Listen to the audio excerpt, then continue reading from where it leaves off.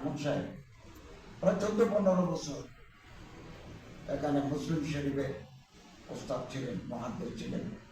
পরে লেখাপড়া এখানে করেছেন, এখান থেকে সাহারান করতে গেছেন এবং শেখুল ইসলাম হজরত আল্লামা আহমদ শফি সাহেব হাতে আমি বাইয়াত হয়েছি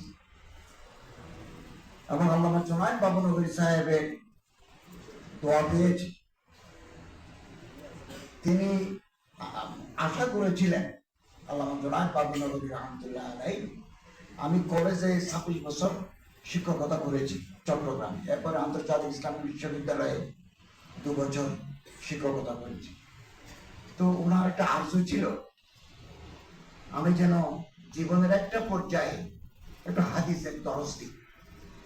তো ওনার চেষ্টায় আমি জিরি মাদ্রাসায় প্রায় 4 বছর হবে তিরমিজি আউয়াল দরস দিতাম। এখন আমি এটা ইমামতি হাজি শহর ব্লক মসজিদে খুতবা দিতাম, এটাও বাদ দিছি, ইউনিভার্সিটিও বাদ দিছি, জিরি মাদ্রাসাও আর দেওয়া সম্ভব নয়। জীবনের একটা ক্রান্তি লগ্নে চলে আসছি। আল্লাহ যতদিন কাজ করার শক্তি দেন করবো, আল্লাহ তাআলা রহমত কামনা করবো।